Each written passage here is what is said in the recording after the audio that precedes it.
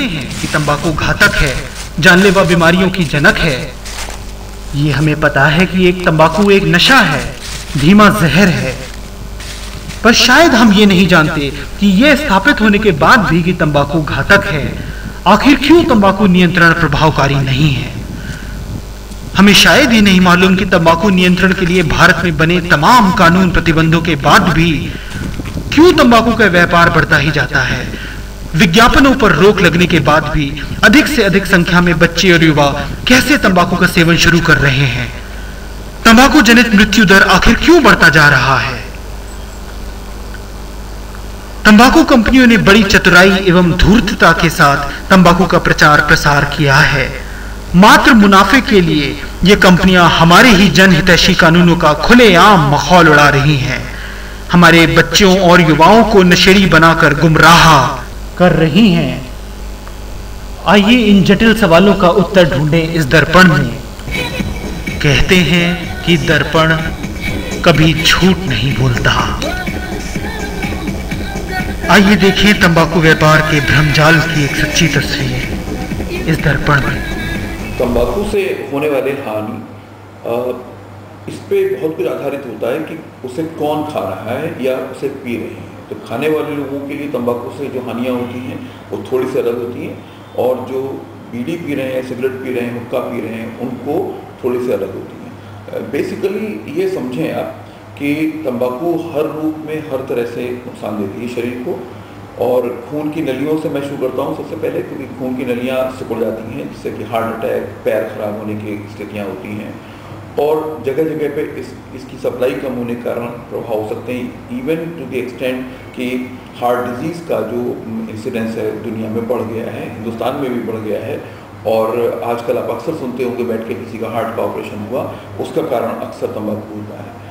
दूसरी चीज़ ये है कि इससे एक पैर में होने वाली बीमारी होती है, जिसे बर्जर्स डिजीज़ कहते हैं, जिससे पैर काट दिए जाते हैं और उनको बचाना भी मुश्किल पड़ सकता है।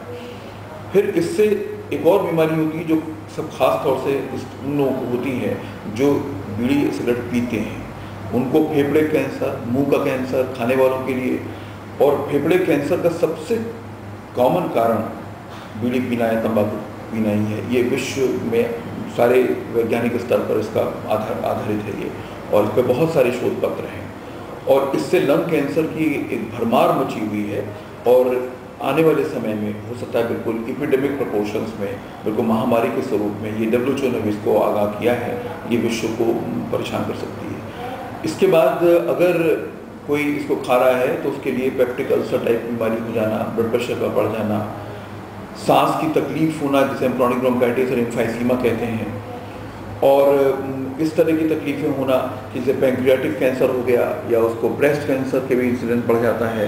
सबसे अंत में एक इम्पॉर्टेंट बात यह कि अक्सर गरीबों में इस बात का भी फैसला उन्हें करना ही होता है कि खाना या तंबाकू, और दुर्भाग्य का विषय ये है कि बहुत बार बहुत जगहों पे इस बात का आपको उदाहरण मिल जाएगा कि वो खाने की जगह तंबाकू प्रयोग करते हैं, और चाहे भूखे बैठे रहें और अपने परिवार की चिंता नहीं करते। तंबाकू के विज्ञापनों में तंबाकू सेवन को आकर्षक व्यक्तित्व, पुरुषत्व, बहादुरी, प्रगति, मेहनत, सफल एवं अन्य कई ऐसे बहुआयामी व्यक्तित्व के गुणों से जोड़ा जाता है, जबकि विज्ञापन में तंबाकू उत्पादन में तत्वों को एवं तंबाकू उत्पादन से संबंधित प्रभावों को प्रदर्शित नहीं किया जाता। तंबाकू विज्ञापनों में ये कहीं नहीं बताया जाता है कि तंबाकू में कैंसर जनने वाले तत्व हैं जैसे कि निकोटीन। क्या आपने तंबाकू विज्ञापनों को कभी गौर से देखा है?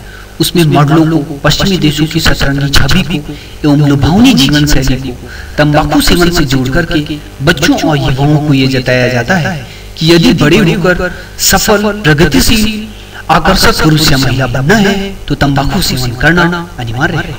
जब शराब के विज्ञापनों पर संसदीय अधिनियम के द्वारा रोक लगी, तब भारत में शराब कंपनियों ने धूर्तता के साथ इस कानून को नकारा एवं विज्ञापन बंदी के बाद भी शराब प्रचार प्रसार अप्रत्यक्ष रूप से जारी रखा और अपना धंधा बढ़ाया। सरोगेट विज्ञापन यानी कि शराब के ही ब्रांड के नाम वाले वही विज्ञापन मगर किसी अन्य उत्पादन की आड़ में भारत में छा गए।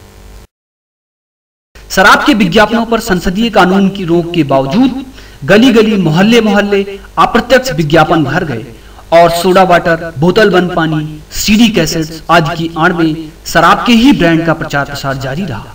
हमारे ही बच्चे और युवा इन विज्ञापनों से प्रभावित होकर, भ्रमित होकर शराब का सेवन शुरू करते रहे और हम खामोश खड़े शराब व्यापारियों के बाजार में भारत के जनहितैषी कानून का खुला उल्लंघन देखते रहे। सोचें, गौर से देखें, क्या यह शराब का विज्ञापन है? और ये तो क्रिकेट टीम की आड़ में शराब का विज्ञापन है। ये टीचर्स पुरस्कार है या शराब? ये इंपीरियल ब्लू संगीत संध्या है या शराब? ये मैकडोवेल शराब है या सोडा वाटर? ये आईटीसी के चीफ का विज्ञापन है या टीचर्स के अवार्ड का या शराब का? ये किंगफिशर क्या है? ये 100 टाइपर्स क्या है, शराब या संगीत? जब 2003 में तंबाकू नियंत्रण अधिनियम पारित हुआ था तो भारत में तंबाकू विज्ञापनों पर रोक लगी। तंबाकू कंपनियां, जिनमें फिलिप मॉरिस और ब्रिटिश अमेरिकन टोबैको प्रमुख हैं, ने भी शराब कंपनियों की तरह सरोगेट विज्ञापनों की पनाह ली। भारत में जगह जगह 250 से अधिक विल्स के सिगरेट ब्रांड के नाम से ही रेडीमेड कपड़ों की दुकानें खुल गईं। रेड एंड व्हाइट, बहादुरी अवार्ड शुरू किए गए, गोल्ड फ्लेक के भ्रमण कार्यक्रम आदि प्रचारित किए गए। उपभोक्ता एवं भावी उपभोक्ता, जिनमें हमारे बच्चे, युवा एवं महिलाएं प्रमुख हैं, सिगरेट, बीड़ी या शराब के ब्रांड के नाम से किस उत्पादन को जोड़ते हैं? विल्स सिगरेट है या कपड़े? बैकपाइपर शराब है या सीडी या कैसेट? रेड एंड व्हाइट बहादुरी पुरस्कार है या तंबाकू?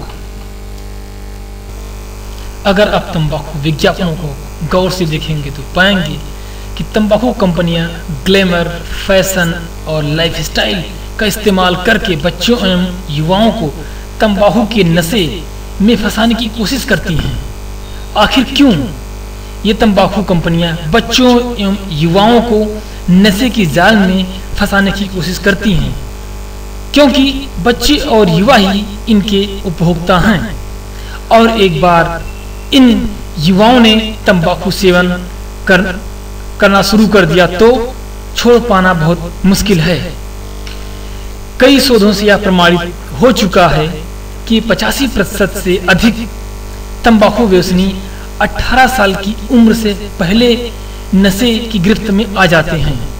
तंबाकू कंपनियों के सामने यह बड़ी चुनौती है कि कैसे वो अपने व्यापार या बाजार को बचाएं एवं बढ़ाएं, क्योंकि प्रतिवर्ष 50 लाख से अधिक तंबाकू व्यसनी तंबाकू जनित रोगों से मौत का शिकार होते हैं। हो चुका है कि फिल्मों में तंबाकू सेवन को प्रदर्शित करने से बच्चे और युवा तंबाकू सेवन करने के लिए प्रेरित होते हैं।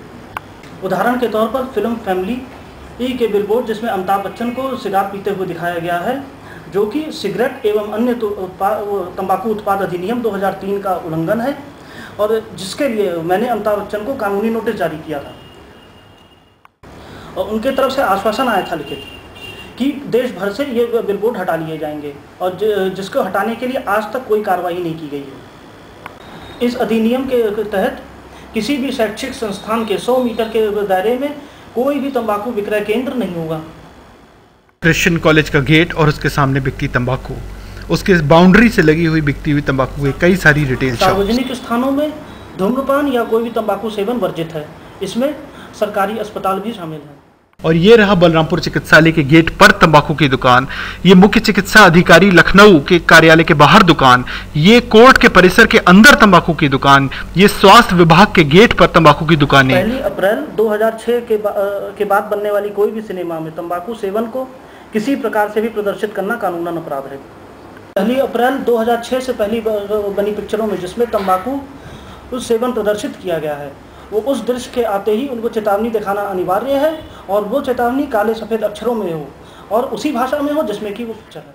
आज भी तंबाकू सेवन को बॉलीवुड के सिनेमा में दिखाया जा रहा है। रंग दे बसंती लखनऊ के सिनेमा थिएटरों में 1 अप्रैल के बाद भी चलती रही बगैर किसी चेतावनी के।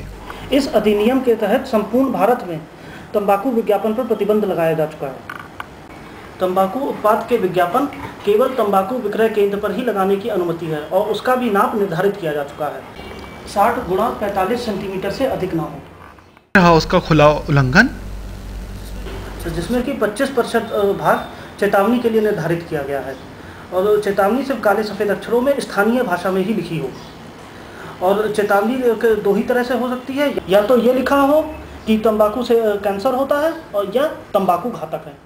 चेतावनी इन लोगों ने ऐसे लिखी है कि पढ़ में भी नहीं आती और 25% भाग नहीं दिया जाता है बोर्ड का। इस अधिनियम के तहत तंबाकू विक्रय केंद्र पर जो बोर्ड लगाए गए हैं उसमें सिर्फ किस प्रकार की तंबाकू उत्पाद उपलब्ध है वही लिखा हो। उदाहरण के तौर पर खैनी, सिगरेट, बीड़ी या अन्य तंबाकू उत्पाद, उसमें किसी भी प्रकार का ब्रांड नेम या मॉडल की तस्वीर या अन्य कोई मैसेज ना लिखा हो। आउटलुक में छपी रिपोर्ट के अनुसार तंबाकू कंपनियां इन तंबाकू के विक्रय केंद्रों को 1000 से 2-2,500 रुपया तक प्रति माह देती हैं ये बोर्ड लगाने के लिए। और दूसरी हकीकत ये है कि अधिकांश जो तंबाकू विक्रय केंद्र लखनऊ में हम लोगों ने देखे, वहां पर या तो छोटे बच्चे या महिलाएं गुमटी लगाकर तंबाकू बेच रही थी, वहां पे बोर्ड का तो सवाल ही नहीं उठता है।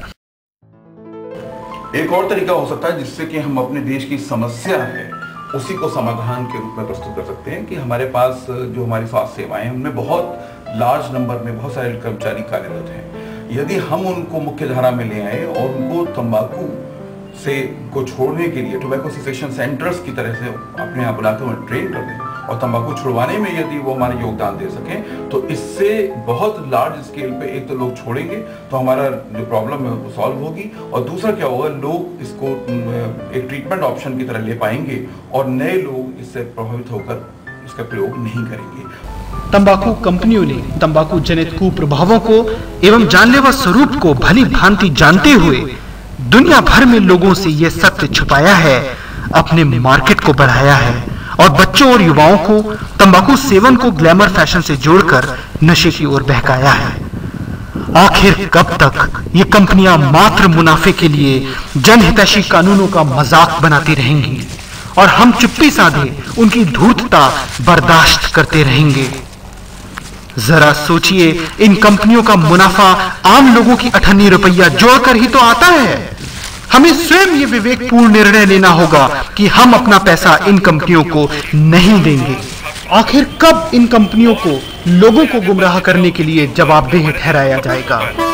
इनके उत्पादनों को इस्तेमाल करने में हमारा कोई लाभ नहीं, अगर लाभ है तो सिर्फ इन कंपनियों का। तंबाकू जनित रोगों की विभीषिका हम झेलेंगे तो ना तो ये कंपनियां हमें 1 रुपया की मदद करेंगी। अपवाद हटा के कहा जाए तो ना ही कोई दवा कंपनी, ना ही कोई डॉक्टर और ना ही कोई अस्पताल मुफ्त में मदद करेगा। हमारे पास इलाज कराने का धन है तो भी क्या, करने का फल तो भुगतना ही होगा। जीवन और मृत्यु तो ईश्वर के हाथ हैं। तंबाकू मात्र स्वास्थ्य का मुद्दा नहीं, गरीबी से जुड़ा हुआ विकास का मुद्दा है, सामाजिक न्याय का मुद्दा है, हम सबके जीवन को कुंठित करता हुआ, देश के विकास को प्रभावित करता हुआ मुद्दा है। जनहितैषी कानूनों को लागू करने में एक अहम भूमिका होती है आम लोगों की। जरूरत है जागरूकता बढ़ाने की एवं इन कंपनियों को जिम्मेदार ठहराने की जो मात्र पैसा कमाने के लिए हम सबके जीवन को कुंठित कर रही हैं। दर्पण के दूसरे सत्र में हम देखेंगे तंबाकू नशे की सच्ची पर विभत्स तस्वीर।